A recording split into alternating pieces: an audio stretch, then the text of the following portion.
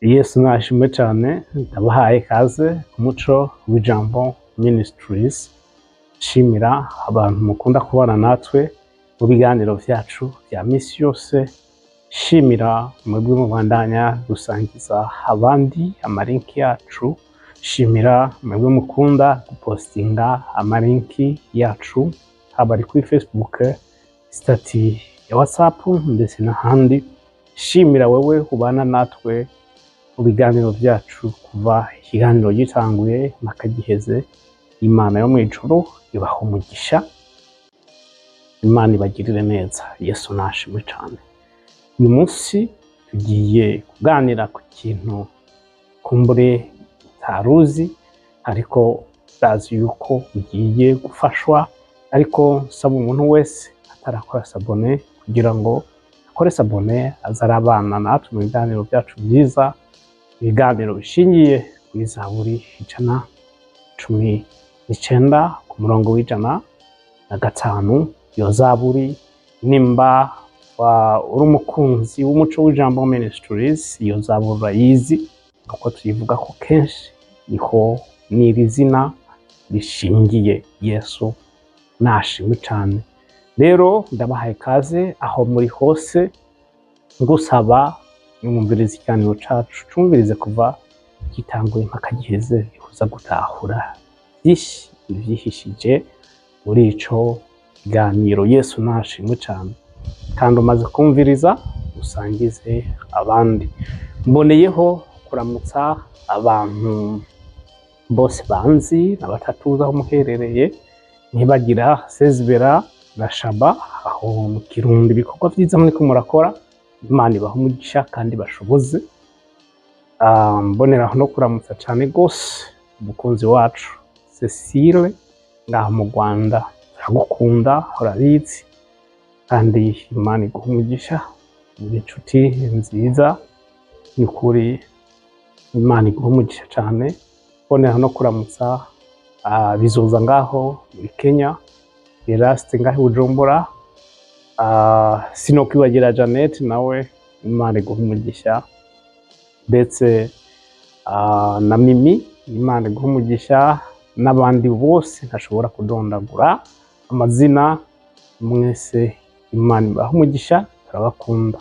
Imbere yuko twinjira mu kiganiro cacu nyezina, reka ndabasabe dusengane. Imana mu izina rya Yesu Kristo turagushimye kuri uyu munsi mwiza w'umugisha waduhaye kugira ngo tunezererwemo.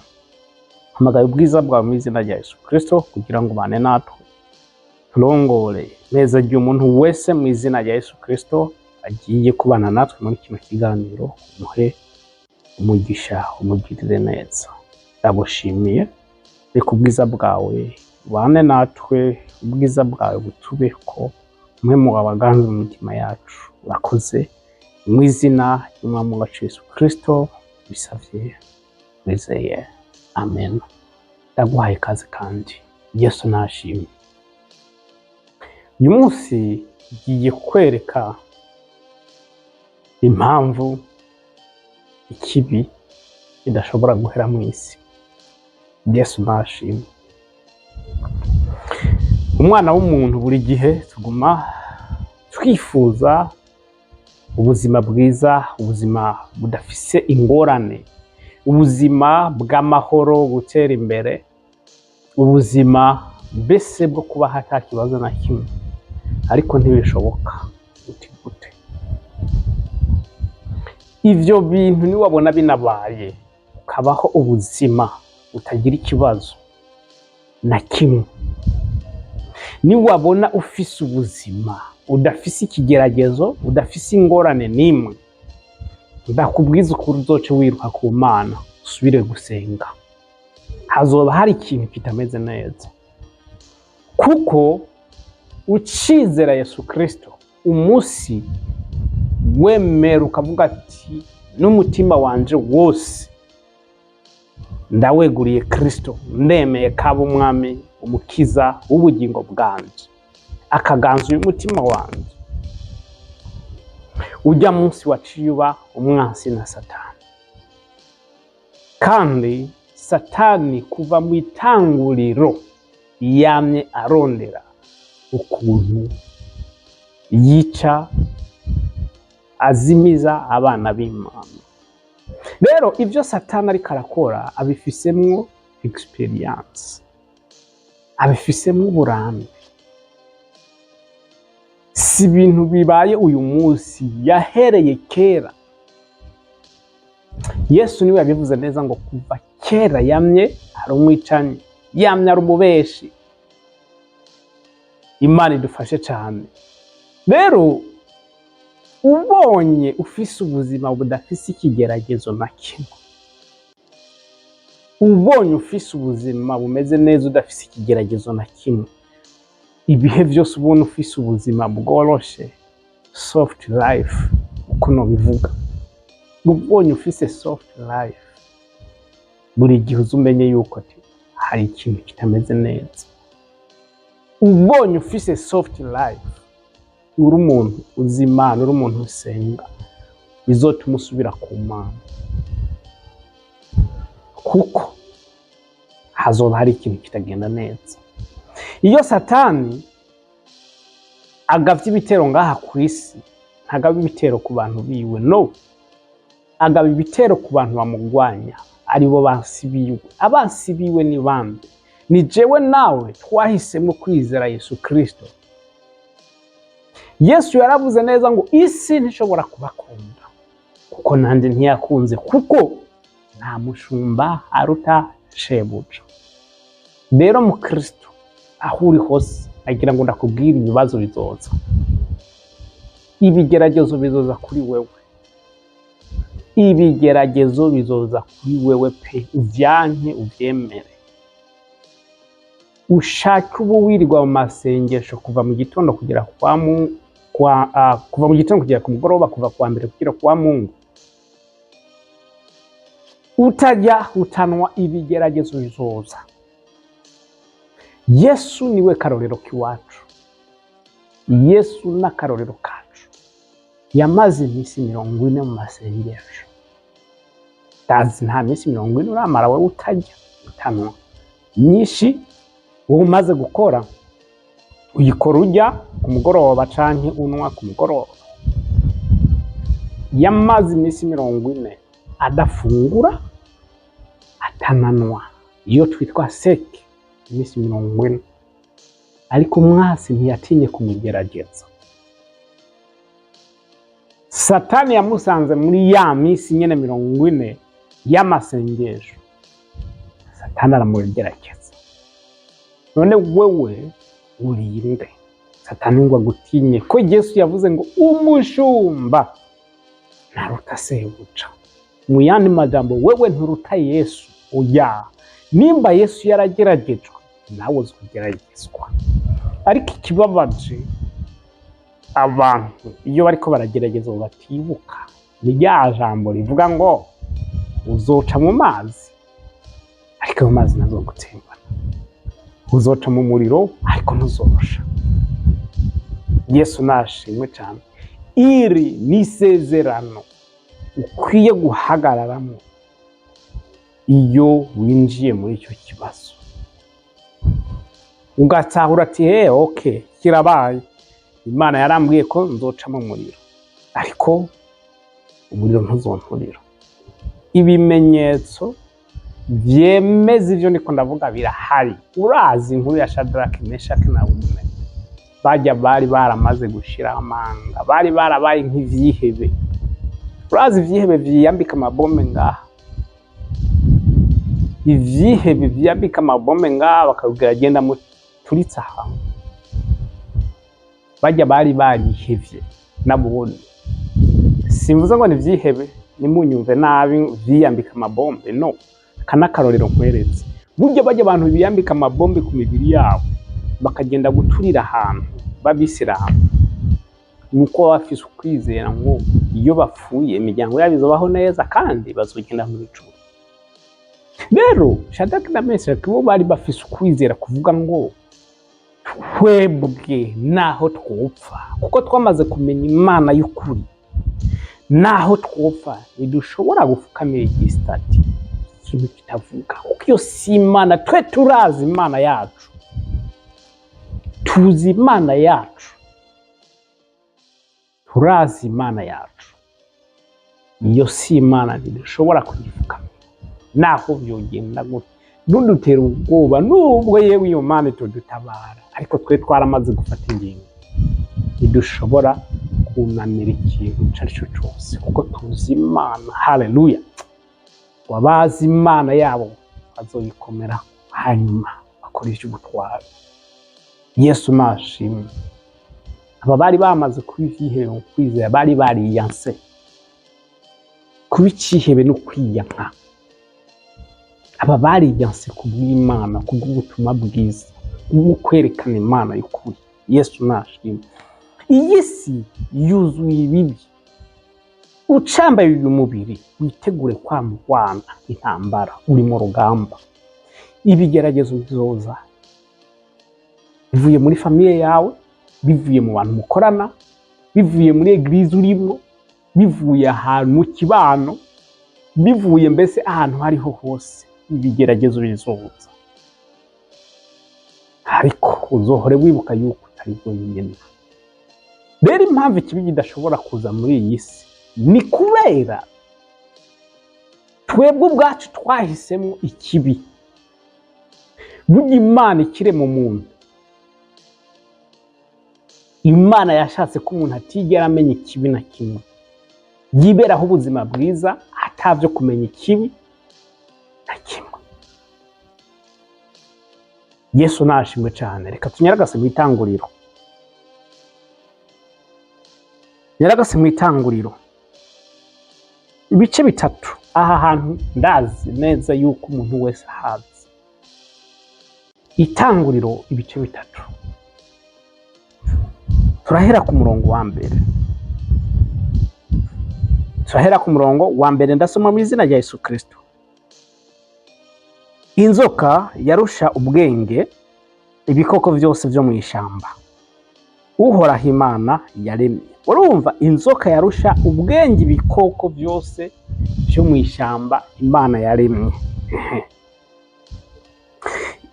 Iyo nzoka wumve ibaza uwo mugore iti, mbega n'ivy'ukuri koko yuko Imana yavuze ngo ntimujye ku giti na kimwe cyo muri iri tongo? Umurongo wa kabiri. Iyo ni inzoka ibajije umugore. Umurongo wa kabiri wumva umugore yishure iyo nzoka kabiri. Umugore yishure iyo nzoka ati, ivy'Imana iyo nzoka ati umugore yishure iyo nzoka ati, ivyama ku biti byo muri iryo tongo turemererwa kubijya. Gatatu. Ariko ivyama ku giti biri hagati mu itongo n'ivyama n'ivy'Imana yatubujije ngo ntitubijyeko cyane ngo tubikoreko kugira ngo twoye gupfa. Urumva? Kane. Iyo nzoka yishura uwo mugore iti, haba n'intete ntimuzopfa, kuko Imana gizi yuko umunsi mwabiriye ko amaso yanyu azokwikweza mukamera nk'Imana kuvyo kumenya iciza n'ikibi. Gatandatu. Uwo mugore abonye ico giti yuko kibereye kandi ko gihimbaye mu jisho, ari giti cyo kwifuzwa, kimenyesha ubwenge, yamura kuvyo camye arabijya hako n'umugabo wiwe bari kumwe nawe arajya. Yesu nashimwe. Ngomba ngaruke kuri umurongo wa 5 gose. Uyu murongo wa 5 niwo tugiye guhagararako. Yesu nashimwe. Umurongo wa 5 wo tugiye guhagararako kugira ngo dutahure neza. 5 haravuga ngo, kuko Imana izi yuko umunsi mwabiriyeko amaso yanyu azokwihweza mukamera nk'Imana kuvyo kumenya iciza n'ikibi. Imana ntigeze ishaka yuko twebwe tumenya ikibi, kuko Imana niyo yari izi iciza n'ikibi gusa. Ariko Imana iravuga ati reka ndeme umuntu mu ishusho yacu. Twebwe kiduha bwa buntu bwo kutamenya iki iciza n'ikibi.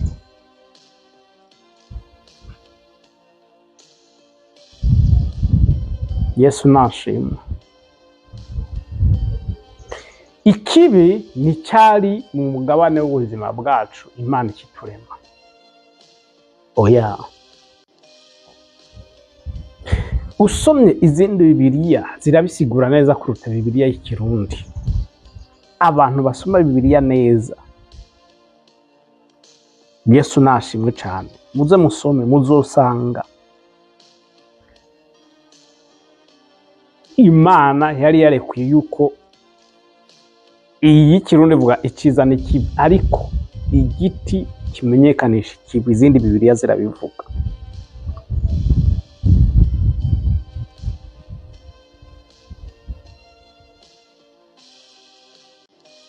Yesu nashimwe. Izindi Bibiliya zozo aho kuvuga ikibi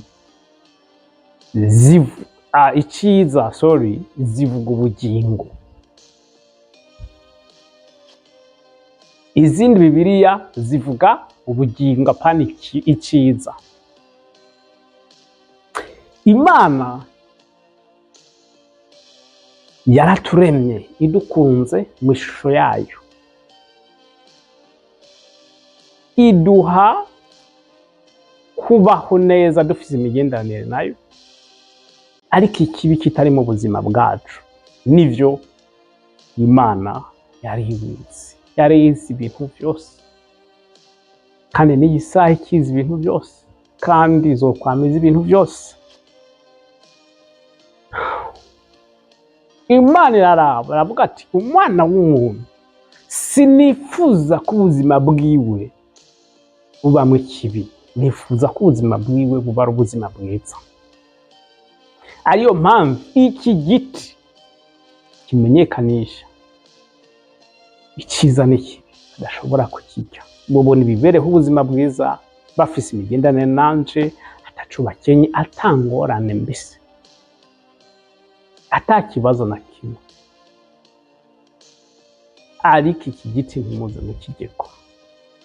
Ariko Satani araza, kuko buri gihe Satani abashaka kugwanya ico Imana yakoze. Ico Imana yaremye Satani abashaka kugihindura. Gute?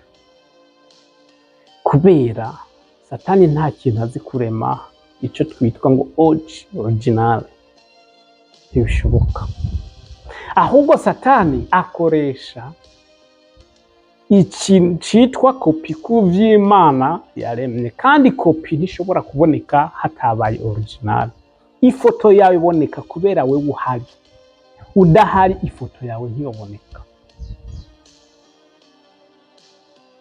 Imana yaremye umugabo n'umugore, ariko uyu munsi Satani we wari karahindura hagati y'umugore n'umugore nyene havemwe umugore, abo mugabo kandi bose arabagore. Satani ariko arahindura hagati y'umugabo nyene n'umugabo havemwe umugore kandi ari umugabo, ariko yitwa umugore ku nguvu. Urumva Satani buri gihe abaza guhindura ivy'Imana yakoze. Rero Satani afise amayeri menshi, kuko nturi uwa mbere ahenze, nturi uwa mbere yishe, nturi uwa mbere ajimije, nturi uwa mbere kandi nturi n'uwa nyuma. No mwitanguriro kuri Adamu na Eva urumva ngo inzoka yari umunyabwenge, yari ifise ubwenge bwinshi kuruta ibindi bikoko. Niyo mpamvu Satani atigera akoresha abantu b'abaswa, akoresha abantu b'abanyabwenge. Bo Satani ntakorera mu gihombo, oya, akorera mu nyungu. Satani akorera mu nyungu. Abonye wato kuvyaza umusaruro akwemera. Niyo mpamvu n'abantu b'Abeminati badakoresha abantu canke iyo migwi yose badakoresha abantu b'ibijuju, bakoresha abantu bazobazanira inyungu. Imana idufashe cyane. Igihe umwana w'umuntu yafata ingingo yo kwamura iya camwa akakirya, yarahisemo inzira mbi. Niwo munsi yagize ibyago tuvugwa. Niwo munsi nk'uko Yobu yavuze ngo wavyawe n'umugore arama akanya gato. Nukuri pe, niwo munsi imyaka yo kubaho yahindutse. Niwo munsi ubuzima bwahindutse. Ubuzima Imana itari yaraguteguriye burahinduka. Niwo munsi iminsi yawe yo kurama yahinduka. Niwo munsi ibintu byose byahinduka. Ubuzima bwahinduka mukaba bukomeye. Niwo munsi ibintu byose byaba mbese urutubi. Kubera umwana w'umuntu yavuze ati oya, jewe sinumvira wewe, ivyo wambwiye reka ngende muri iyi nzira. Imana mubwiye ati kubwo urukundo ndagukunda ntiwamure kino camwa, erekana ikibi n'iciza. Ariko umwana w'umuntu avuga ati oya, naje ico kibi n'iciza ndakeneye kukimenya. Imana iravuga ati okay, amahitamo yari ayawe, ariko rero kubera uhisemo kumenya ikibi n'iciza, ivyiza uzobibona kandi n'ibibi uzobibona. Igire ako kanya atangura kwibona ububi bwiwe yuko ari gusa. Atangura kubona ububi bwiwe ko yambaye ubusa, ububi atigeze abona kuva ku munsi wa mbere. Ariko uwo munsi acarabona, acabona yuko ari mubi. Uyu munsi niyo mpamvu udashobora no kugenda kwibarabara wambaye gusa, tambaye.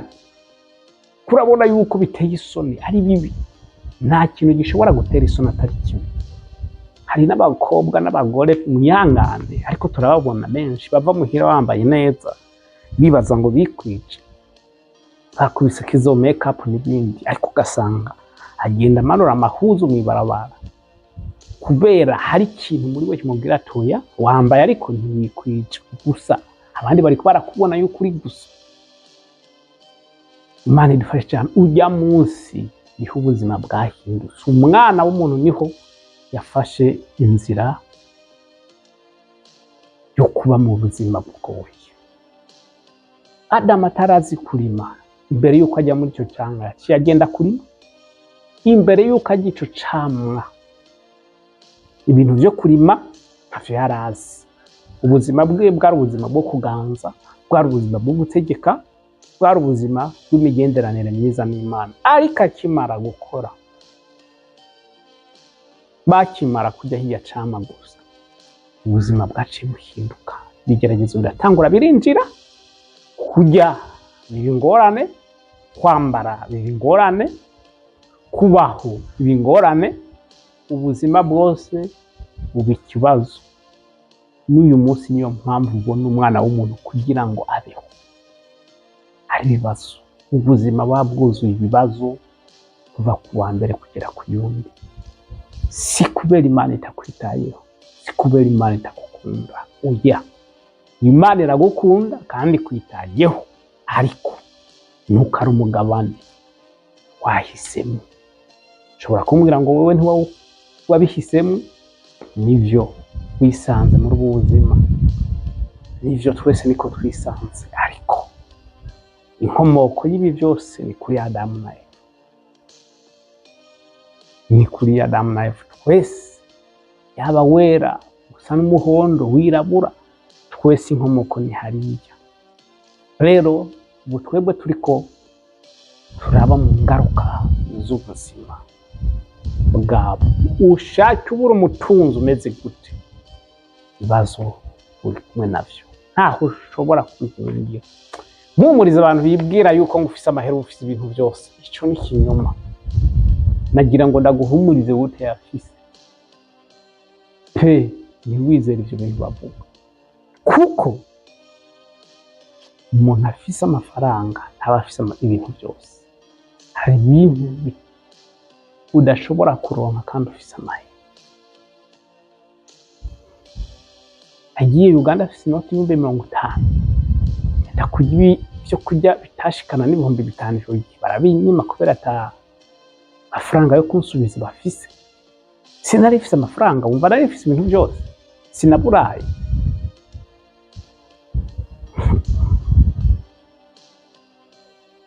Ibibi byaramaze kwinjira ngaha muri iyi si, ariko ndakubwiza ukuri, ntushobora guhunga ikibi. Ntushobora, nta muntu n'umwe waba usenga gute ushobora guhunga ikibi, kuko ikibi cyamaze kwinjira ngaha muri iyi si. Umuntu yambaye uyu mubiri, ikibi kiramwiruka inyuma, kiramuzi, kiranamumenya. Ucambaye uyu mubiri, bigeragezo bizoza. Ntiwombwira ngo urasenga kuruta Yobu, ntiwombwira ngo urasenga kuruta Daniyeli, ntiwombwira ngo urasenga kuruta Yozefu, ntiwombwira ngo urasenga kuruta Dawidi n'abandi. Ego ushobora no kubaroha, ariko ibigeragezo ntibishobora kubura kukuzako wewe.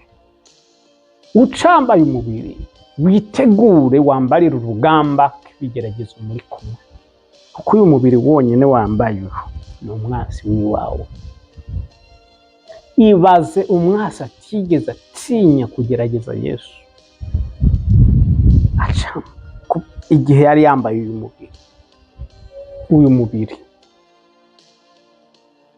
umwasi ntigeze atinya kumugerageza.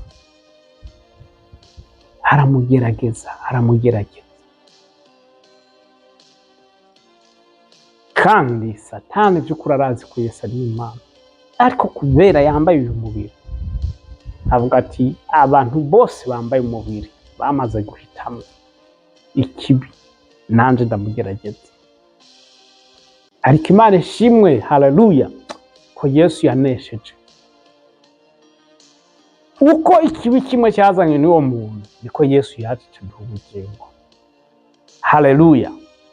Adamu wa kabiri yaciye atuzanira ubugingo kugira ngo ibirego byose umwasi yaturega bikugweho bihere. Yesu nashimwe cyane. Imigenderanire yacu yari yatakaye n'Imana igaruke. Yesu yaje atubera ikiraro. Yesu nashimwe cyane. Uyu munsi niyo mpamvu tuhura n'ikibazo, tugahagarara, tugashikama, tukavuga ngo intambara si yacu, ariko ni ya Kristo. Uyu munsi niyo mpamvu ikibazo cyiza tugahagarara, tugashikama, tukirukana umwansi akaduhunga, ko dufise ubundi bushobozi muri twebwe. Imana ishimwe cyane, aribwo twahawe wa munsi twahitamo Kristo Yesu. Haleluya. Ujya munsi niho twahinduriwe amateka, ujya munsi niho karande zakuweho. Umunsi twakira Yesu niho karande zakuweho, ziracyagagurika ku buzima bwacu, tuba ivyaremwe bishasha. Ujya munsi niho ubuzima bwacu bwahinduka, kugira ubuzima bushasha, kubera twahisemo kwakira Kristo. Nk'uko Adamu wa mbere yatuzaniye urupfu, niko Yesu yavuze ati muze kuko ndabona murarushe, muranaremerewe, ni muze ahubwo ndabaruhure, muze ndabaha ubugingo. Yesu nashimwe. Natwe duca dufata inkinga bamwizeye, aca duha ububasha bwo gucika abana b'Imana. Rero twebwe twaravyawe ubwa kabiri, turavyawe n'abagore, aribo ba mama bacu n'abandi. Yesu nashimwe, tutavyawe n'abagore, ahubwo tuvyawe. Haleluya. Ariko vugira haleluya, amena. Yesu nashimwe cyane. Twavyawe ubwa kabiri bidavuye mu kwifuza ku mugabo ndetse n'umugore, ariko kubwo kwizera. Munsi turi abana b'Imana, ko twemeye kwizera tukakira Kristo. Uwamwakiriye wese yahawe ububasha bwo gucika umwana w'Imana. Uwamwakiriye wese. Ariko utaramwakira, nturi mu rutonde, nturi mu mugabane, nturi mu migisha, nturi mu bwiza, nturi mu masezerano y'abana b'Imana, ahubwo urindiriye iki? Injira ku muryango ucuguruye, ariko nutamwizera tayari urubanza rurakurindiriye, kuko yaravuze neza Yesu, uwo ufise uwo mwana, Yesu nashimwe cyane, ngo niwe afise ubugingo, ariko utamufise urumva yuko atabugingo afise. None urindiriye iki? Ugihema urindiriye kupfa baza kugusengera wapfuye? Pole sana, maze gupfa bizoba biheze, uzoba urimbutse, uzoba urimbutse. Amahigo ufise yuko ugihema, kandi ntuzi igihe uzobaho, ntuzi iminsi ufise uko ingana. Kanguhimirize ngo tarakira Yesu, wakire Yesu, ube mu mugabane w'abana b'Imana. Yesu nashimwe cyane, ube mu migisha y'abana b'Imana, ube mu bwiza bw'abana b'Imana, ube mu munezero w'abana b'Imana. Yesu nashimwe. Yesu wenyine niwe nzira, ukuri, ubugingo. Na Satani niwe nzira, ikinyoma, urupfu. Kuko turazi neza hari iburyo n'ibubavu. Yesu niwe nzira, ukuri, n'ubugingo. Satani niwe nzira, ikinyoma, urupfu. Nimba utari mu nzira igutwara kuri Kristo Yesu, utari mu nzira ija mu ijoro, uri mu nzira igutwara mu rupfu. Uri mu nzira igutwara mu rupfu, kandi rurakurindiriye. Nagira ngo ndakwibutse, inyuma y'ubu buzima hari ubundi buzima. Butegura uyu munsi. Ntushobora kuronka gushira amanga nko kwa Shadraka, Meshaki, Abednego iyo ikigeragezo cyica, utanwanye n'Imana. Nivyo Satani azoza agerageza iyi mibiri yacu, inzara izoza, indwara zizoza, ibibazo bizoza birondera uyu mubiri, ariko utamaze gukizwa by'ukuri, kunwana n'Imana ku buryo wanka uyu mubiri wanye ku buryo ubwira ati wowe ndanakubamba, ahubwo bambwa, ku buryo ubona umubiri wawe nk'ikibambwe ku musaraba hariya. Yakubwiza ukuri, utaragera kuri urwo rugezo, utarageza kuri urwo rugezo, wanka umubiri wawe, haracyari ingorane. Niyo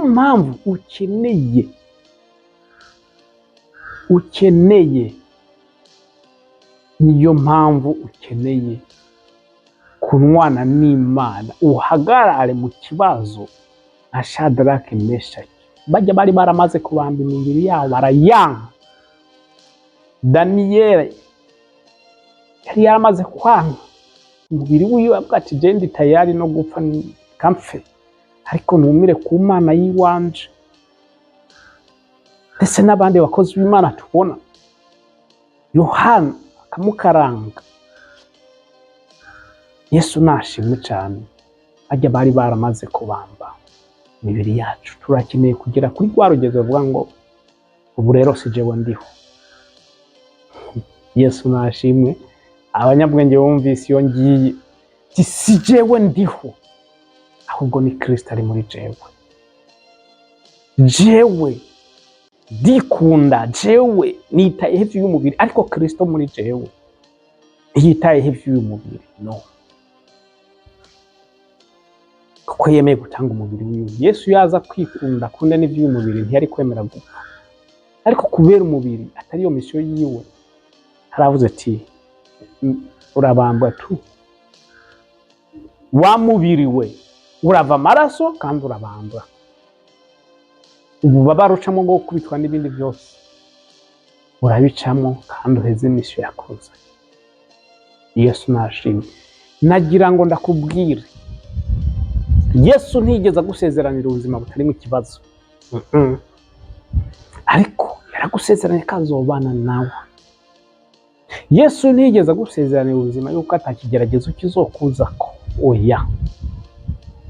yaravuze neza ati nibanagutwara mu rubanza canke ku bacamanza kugira ikibazo nzoguha ivyo kuvuga. Urumva arabizi ko bazogutwara aho bacira imanza mu bakuru n'abandi, bazogutoteza ariko azoba ari kumwe nawe, azoguha ivyo kuvuga, azoguha inkomezi. Mwene majambo umuriro uzowucamwo pe, uzowushiramwo ukuguru, ntuzoguma iruhande yawo, no, uzowinjiramo nk'uko Shadraka na Meshaki bawinjiyemwo bakawubamwo, hama nawe naca aramanuka abana nabo muri wa muriro. Ico nico Yesu yavuze. Yaradusezeranye ko azobana natwe, haba ari mu mazi azobana natwe, haba ari mu muriro azobana natwe, ikigeragezo cose azobana natwe. Ndazi ko bigoye rimwe na rimwe kubitahura, biragoye, mengo yadutaye, mengo ari kumwe natwe, niko umubiri ubutubwira, ariko impwemu itubwira toya ari kumwe natwe mu kanya uraje umubone. Yesu nashimwe cane, Yesu Kristo ashimwe cane, haleluya. Kuva umunsi wa mbere Adamu na Eva bahisemo kurya kirya camwa menyekanisha iciza n'ikibi, uyu munsi umwana w'umuntu yafashe ingingo yo kuba mu buzima bubi bubabaje, ibibazo bidahera, ibigeragezo bidahera. Niyo mpamvu wumva ngo umuntu apfuye abaruhutse, ntabaruhutse kubera yarima cane, ntabaruhutse kubera yakora akazi cane, no, ariko baruhutse imiruho y'iyi si, kuko ntazongera kubabara ukundi. Ubona umuntu abapfiriye muri Yesu.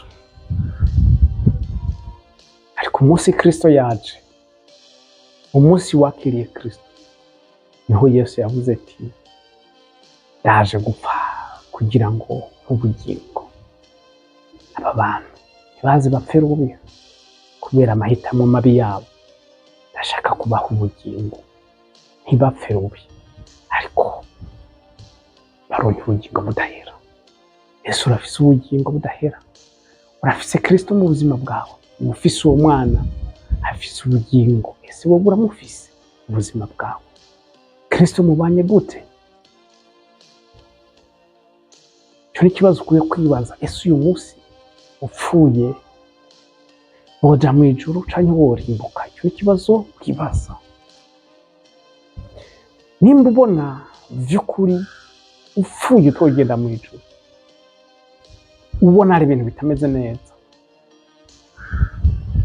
hagati yawe n'Imana, nimero zacu ziri ngaho, twandikire tugufashe, kandi ni ku buntu pe, nta kintu na kimwe tugusaba. Ico tugusavye gusa no kutwandikira tugufashe, hama Imana ikumugisha. Mana ndagushimiye kubw'ijambo ryawe. Twebwe turabavyivi, twebwe turabiba Mana, wewe ni we uvomerera imbuto kandi ukanazikuza. Ndagushimiye kubw'uyu munsi, reka ijambo ryawe ribandanye kunyengetsera mu mitima ya benshi.